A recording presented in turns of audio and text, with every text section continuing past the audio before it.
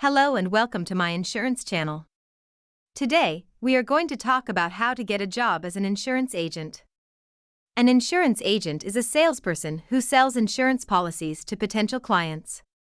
They are responsible for developing strategies and selecting the best insurance plans for the needs of business or an individual. So how do you become an insurance agent? There is a line of process you must go through. First, you either need an undergraduate or associate degree. Then, you need to complete all the requirements for a licensure. Every state has its own requirements and hours you need to complete. You will also need to specialize on what type of insurance you want to work with.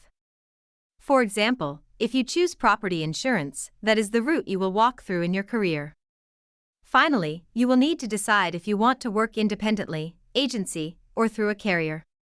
The insurance industry is one of the fastest growing industries in the world, accelerated due to COVID blowing past the 10% growth rate. Please like, comment, and subscribe if you found this video helpful.